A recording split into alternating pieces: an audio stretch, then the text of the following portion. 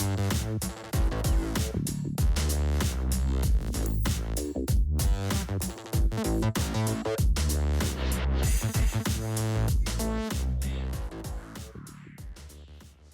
right, so yeah, today I'm going to be speaking about end-to-end testing with Puppeteer. Did the introduction already for me, but yeah, I'm a father, husband, teacher. I like learning about new technologies and teaching them. I've got a lot of blogs and videos of intros and stuff that I do. I work for Pluralsight. My Twitter, I am Tyler W. Clark.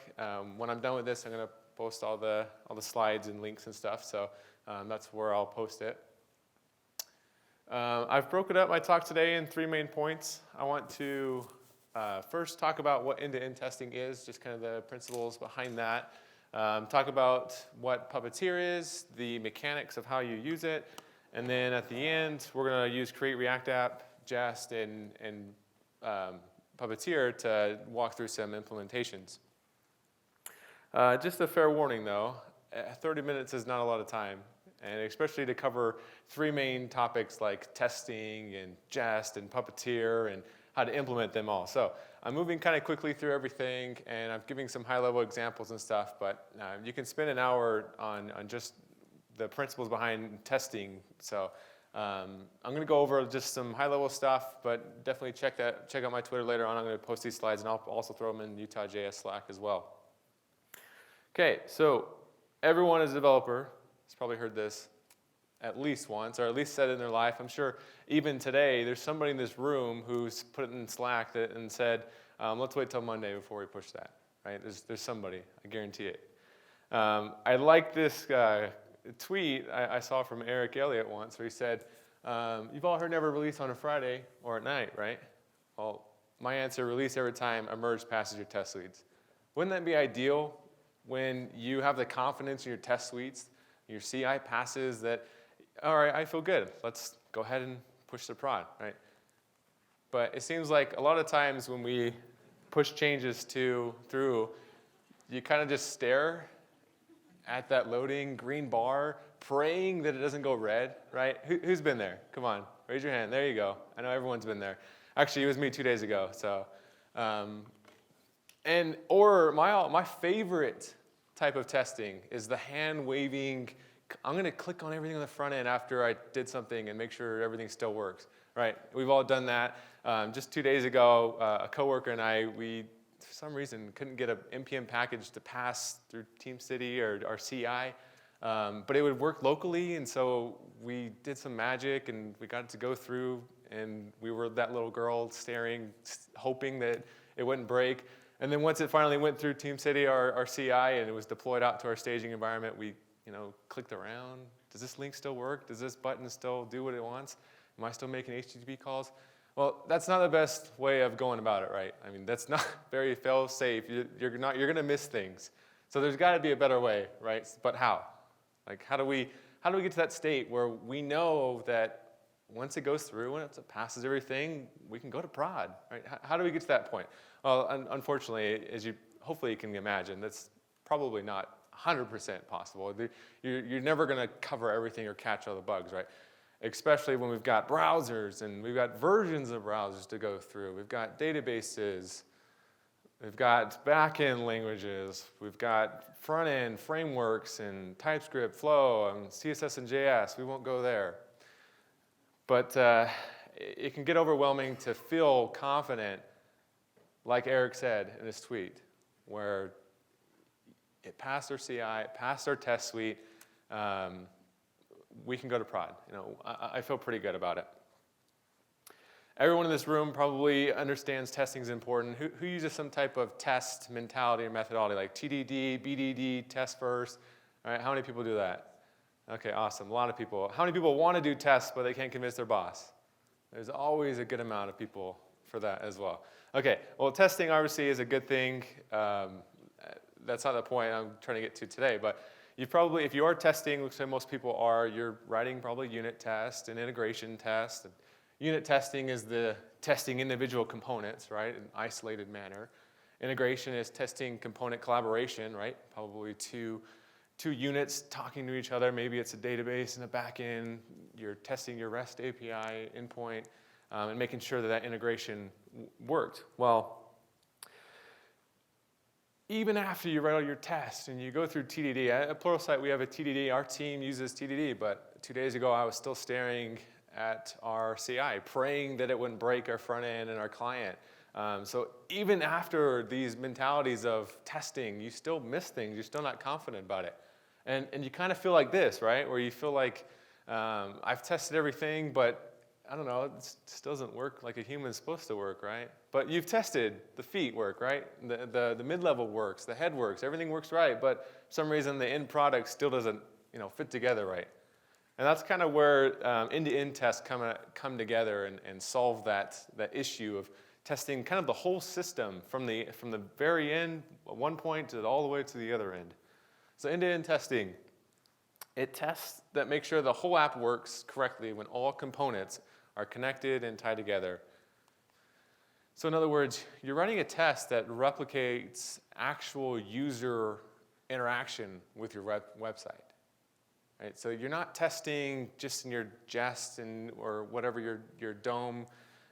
If you're using Ensign or something, some type of like fake DOM, like you're actually writing a test that's testing in the browser where your users are actually going.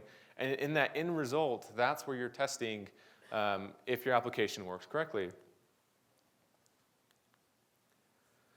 So what does that mean? What does that look like? So this is where you can test things that kind of utilize many parts of the stack, right? Forms is a great example. Links, where you depend on routing that calls more HTTP calls, if you're using Redux or MobX, whatever. Widgets, HTTP calls, normalizing your data on the front end. There's so many things that all connect to each other that it's hard to test everything. So a good example would be forms, right? How many people are using React? Probably most people. All right, awesome. Let's say, for example, we're going to test a form. Right?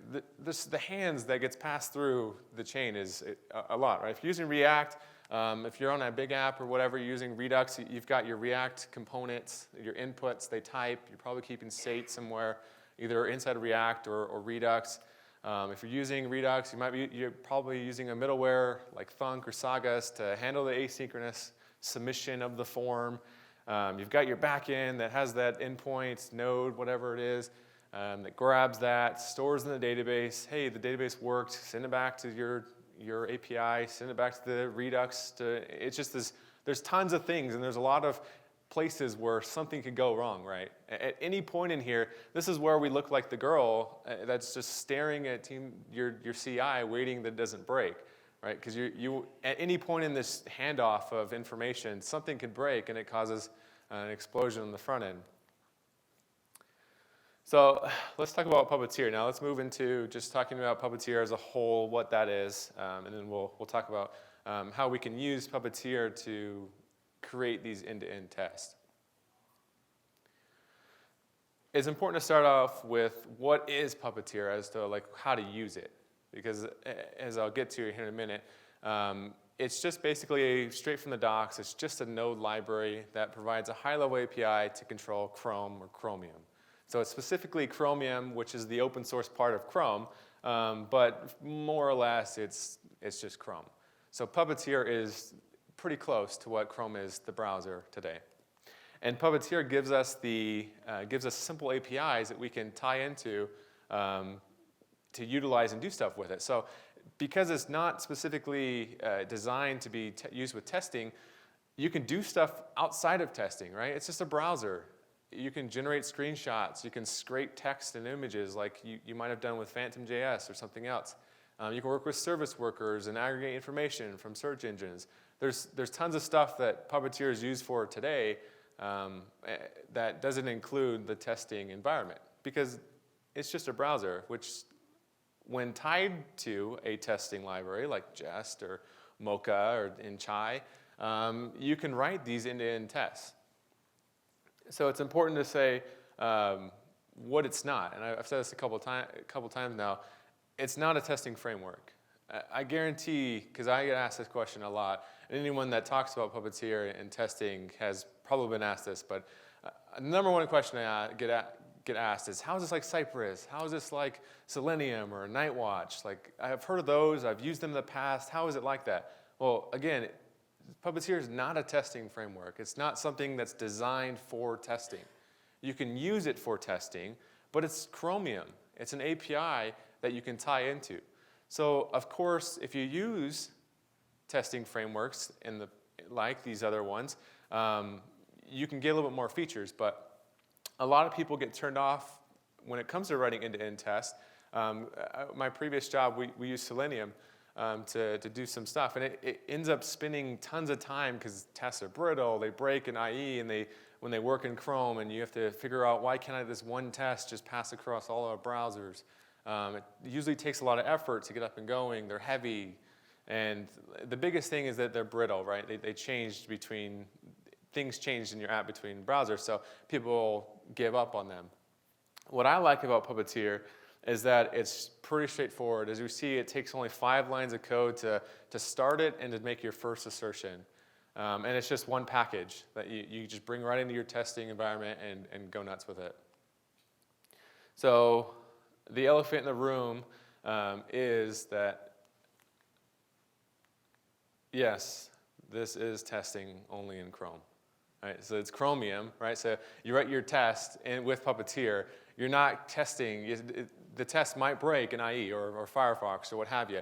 It is only going to test your stuff in Chrome, which obviously you need to understand your users and say, is all of my users on IE? Maybe it's not the best case for you. It still might give you value for things that you do, but there's trade-offs, right?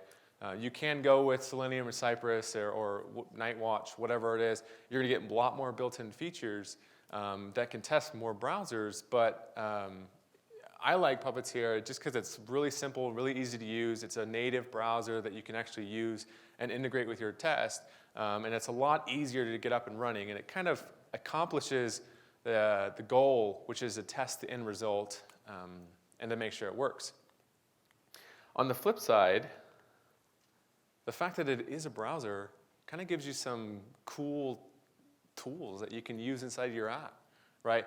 It's a browser, so open up Chrome DevTools. There's a network, there's a performance tab. There's a whole list of things that you can do with this performance. So like with Google's performance tab, you can, and just as a side note, every time Chrome releases something new, you can upgrade your Puppeteer and get that and add that into your test, which is pretty cool. But you can, if you're a team that hates console logs and errors, which everyone hates those, right? But you'll see that a lot of times they stack up over time because people miss them. They don't get checked when you merge PRs. But you can actually use Puppeteer to query your console and then push it on an array and assert that you don't have any errors. So this could be kind of an implementation detail, but it's still something you can use and add to your testing style. You can actually write a test that tests the page speed of your website. So if you have as a team as a goal, you say, I don't want our page to ever take longer than this amount of time. You can throttle the network too. I mean, as you can imagine, everything you can do in the dev tools, for the most part, in Chrome, you can write and be creative and write a test around making sure your website handles or does what you want it to do by just getting information with the use of Puppeteer and wrapping it around in tests. PageWait is also another great one. So this is a cool story and all, right? I kind of want to, Tyler, I just kind of want to get up and going, right? Let's just test one thing, and then before we go crazy and test page speed and first paint and all that other jazz. So how many people that are using React are on 15 right now? All right, good amount. There's lots of people on 15 still. I know for when I was upgrading our team from 15 to 16, I would have loved to have end-to-end tests that test just basic stuff like routing of links, calling networks, submitting forms, drag and drop, that kind of stuff. I would have loved to have end-to-end tests because, as we know, 15 to 16 was a breaking change, but a lot of people didn't experience that many breaking changes to their site. But if your app is built entirely around React and you upgrade from 15 to 16, it's hard to check every single nook and crevice of your app. You don't want to miss anything, right? So you're that grimacing face that's clicking. Yeah, I think it's good, right? Hand waving, thumbs up to your team lead, saying we can deploy. I think it's good. If you had some end-to-end tests that you've built along that's checking those links or those simple things, that's going to put you in a better spot so you can upgrade React 15 to 16. And hey, you have this test suite against your basic features of your app, and you feel pretty confident. So let's look at some implementations of combining this Puppeteer browser with Jest. And again, you don't have to use Jest, right? If you're using Mocha, Jasmine, whatever you're using, you can use that alongside of Puppeteer. As you'll see, you just switch out all the Jest stuff with your Mocha and Chai stuff. 30 minutes is not a lot of time, again, to go into everything. So if you don't have Jest installed or Mocha installed or any kind of testing suite, go through the docs. It's pretty easy to get up and going with that. There's lots of videos and basic setup stuff. So get that working first. It's pretty easy. But to work with Puppeteer, again, it's just one package, right? It's a big package because it comes with Chromium. So you want to be aware of that. But it's one NPM package that you can download with NPM or Yarn or whatever, and it'll download all of Chromium with you. So you want to manage that right. You don't want to ship that with your node modules. That'd be bad. It's also, because you're working with a browser, you use this with I know other frameworks like Cypress, I think, unwraps the promises for you. But since you're working with a browser, it's really helpful to understand AsyncWait. Because obviously the loading of a page is an asynchronous thing, so brush up with AsyncWait, and you'll see here we use await on a lot of stuff just because when you interact with a browser, it's going to be asynchronous. So let's just use create React app, right? Pretty simple. It's just the basic loading page when you install. Let's just write one simple test. Test is that the H1, the welcome to React, actually says welcome to React, right? Let's just get started here and look at one simple thing. Well, to get up and running with this, it's easy as 1, 2, 3, 4, 5. It's pretty quick. So first thing you need to do is launch a browser. So inside of your testing framework, you're just going to do await puppeteer.launch. So you launch a physical browser instance of Puppeteer. And then you create a new page, just like you would on a tab when you launch a browser. You tell it to navigate to your app. So in our case of Create React App, we're just going to do localhost 3000. This is telling it to navigate to our running app. Fourth thing is this is where we actually do something. This is where we actually assert that H1 says what it says. We're going to talk about the method there, eval, in a sec, but we use just a method on the page object, which was the part of opening a new page on our browser, and we pass through a selector, so that could be a class, an HTML element, whatever type of valid selector, to grab HTML. There's a callback function there to grab that text, and then using Jest, we do expect that our HTML is welcome to React. So pretty simple, right? It's pretty easy. And the 5th thing is the cleanup. We want to close our browser inside of our test. So if we put it all together, this is what it looks like. So we're going to import Puppeteer inside of our file. We launch a new browser, so just puppeteer.launch. We open a new page. We navigate to our localhost running app. We assert that our H1 says, we grab the H1 text from that page. We're at a quick Jest assertion, and then close the browser when our test is done. So pretty simple, right? Get up and running, pretty easy. You open a browser, you navigate, you find whatever you want to do, and you write a simple assertion. My clicker doesn't work every time I click. All right, so some tips that you can do to make this even easier. We want to utilize before all and after all hooks. Jasmine, Mocha, everyone has these. You can open up your browser inside the before all. You can close it in the after all. It's helpful to understand AsyncWait again because it's built around promises. You can utilize environment variables, which is pretty cool. Puppeteer has an option to be in headless mode or not. So if it's not in headless mode, it means you actually see a browser open up when you run your test. As you'll see, I've got a couple examples. It'll show you that it's loaded up your website, checks whatever you told it to check, and then closes when it's closed. And this is to make it in headless. Let's go back here. we just pass through headless is false as an option when we launch the browser. So this is going to tell it to actually physically, not physically, right, open up a browser and so you can see what's going on. The do stuff part, again, is really the fun part. You know, I've mentioned things like performance testing, and we'll see some basic setup for that in a sec, but this is really the fun part of using Puppeteer. As we saw, there was that $eval. This is a method that does basically the same thing as document.querySelector, so there's the DOM element method there. The double $eval, that's going to return an array of all of the selectors that match on the HTML. There's many other ways to do this as well. As you can see, we were using it inside of our testing file there. You can interact with the page. This is the part that makes you feel like a wizard because you can tell Puppeteer to do stuff with your app. So you can tell it to actually click on things. So you say page.click and you pass through. So this is good for buttons, for links, for forms. You tell it to click on something and you can tell it, or if you're in mobile view, you can tell it to tap on something. You can tell it to type. So you pass through a selector, tap on this input box. You're going to find it by this selector that I'm giving you. And then you have a text or that I want you to type. So the Puppeteer will open, find the selector, and then type where you want it to type. And so here's a code example of us filling out a form. So we've the first arrow there at the top, we're grabbing all of our input boxes by selectors. We're naming them. We've got last name, email, password, submit. And then once we've assigned those to variables, we tap. So tap on an input form and then type. Then tap on the next input form and then type. So forth. Typing in first name, last name, user, email, finally a password. And then the last arrow is we're tapping on the submit button. So we wrote a test that steps through a form, one input box at a time, typing in an input.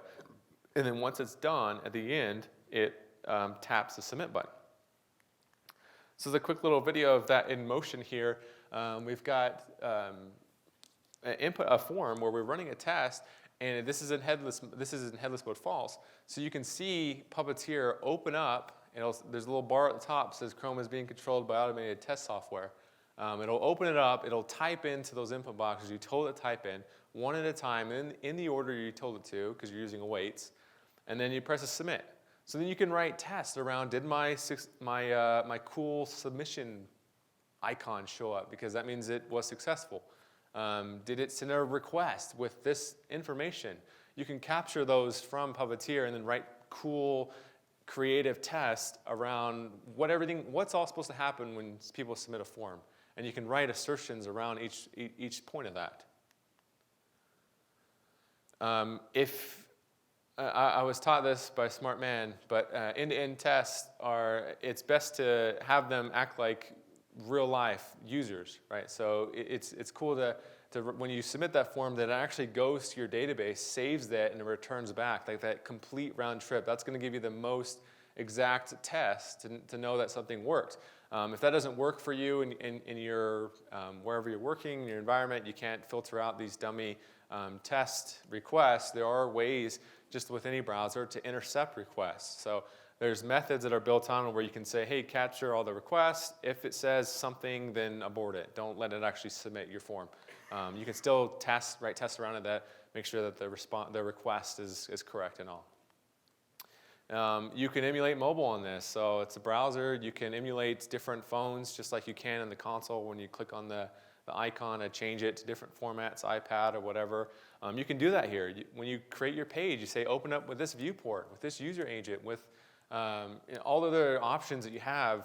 You can test your app in different styles and on different devices.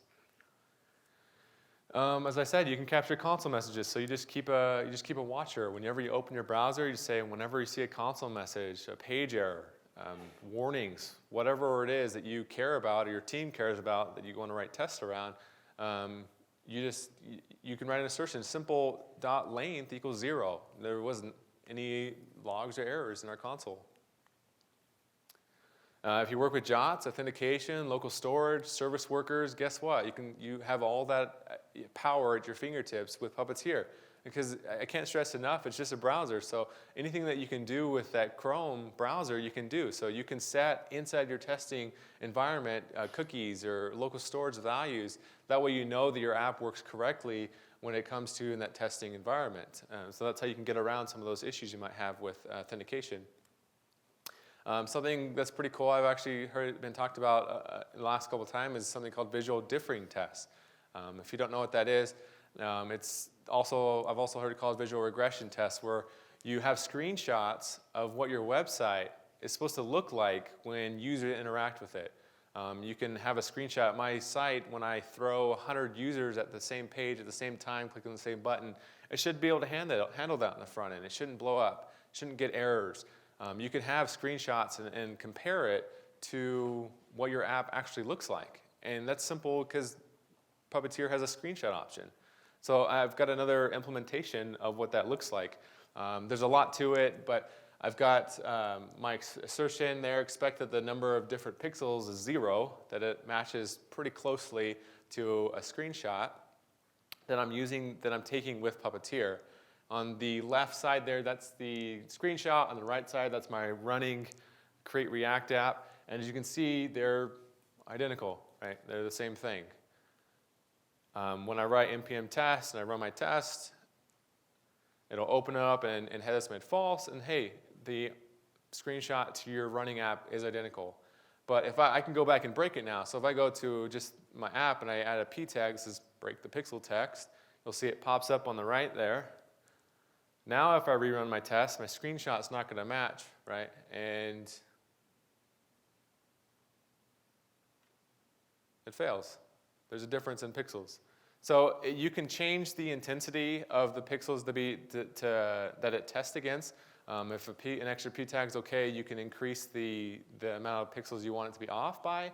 It doesn't have to be, one p tag breaks it, but you can write a little bit less sensitive tests. But the power is there, right? You can make sure your app looks the way it's supposed to look throughout the whole time. So you're keeping yourself accountable, right?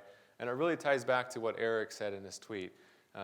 If your app, your changes that you've done, React 15 to 16, changing something on your upgrading to .NET Core or something from standard, if you have these tests, especially a visual differing test that says my website's supposed to look like this, and even after these changes, it passed my test suite, I'm pretty confident that everything's going to work. It's going to make it through. So this is another pillar or another triangle, another step in your testing tool belt that you can add that really makes sure that everything works. And then really the fun part that I recommend you go and check out is once you get comfortable with it and working with it, there's cool things you can do. Like in this example, I'm testing the first paint time of my website and seeing how long that takes. You can have these accountability tests to begin with that make sure that you don't slowly slow down your site without even knowing it, that you're keeping yourself and your team accountable. All right, and there's more, right? There's always more. I want to save the best for the last. This is my favorite part to this. This came out like 3 months ago. Someone made a really cool Chrome extension called Puppeteer Recorder. And we're gonna see it in action here. But what this does is you can pull up your app, whatever you want to test, push record in the Chrome extension, and then interact with your website, however you want it to interact with. Submitting those forms, submitting those links, whatever interaction you want, typing, clicking, touching. It'll record everything you do and then spit out the code for you. So literally all you have to do is copy, paste in your test suite, write your assertions around it. If you've got CSS modules, you might have a little bit of a problem with the selector part, but hey, we'll wave our hand on that as well. But at least the heavy work of launching the browser, navigating to the page, it's super fuzzy there, which is unfortunate, but it does a lot of the dirty work for you. So we're gonna navigate to the UtahJS site because we know that site definitely could use some testing around it. This is a Chrome extension up here in the right. I've already got it installed. If it doesn't work, I've already done it. So I've got some code there so you can believe me that it works. But let's act like we're gonna buy a ticket, right? So we'll restart this, press record. So it's recording, we're gonna click on buy tickets. The internet works, that's great. Oh, they're all sold out. You know what, we're gonna stop this and go to Google so that I can actually fill something. When I did it yesterday, it let me still select one. So let's go to just Google. All right, so if we restart this and start recording, let's just click on the input box, type whatever you want, and then Google search it. Oh, yeah, there's a result for that. We can stop the recorder, and there's our code that we need. So it's still super blurry, but it says basically it navigates to a page. It set the viewport that my laptop's currently in. It navigated to google.com. It typed on that input box. It gave it the text I did right there, everything that I typed in there. Waited for the next page, which is the wait for selector, and so forth, and then it closes the browser for you at the end. So this just came out 3 months ago or 6, somewhere between that. So there's only on version 3, 0.3. So there's probably some bugs here or there, but there's really no excuse of like the hard part. This shouldn't be scary like Selenium was in the old days. You can walk through your site, do whatever you want to do, copy that, and then throw it in your testing page and write some assertions around it. It makes it super easy. And I'll go back so that we can look at that. So this was just called Puppeteer Recorder. Again, this is going to be my slides. You can just Google it. It's a Chrome extension. It'll make life super easy. I'm out of time here, but really go through and check the Puppeteer docs. I hit on like 6 methods, and there's like 50. So there's a lot of stuff you can do. A lot of smarter people than me have created some stuff that, like the first paint time stuff that you can use and implement. And all of my examples that I've used so far are going to be posted in my GitHub, and then as well as these slides. If you have any questions, you could catch me after, and I'll try to answer them as best I can. Thanks.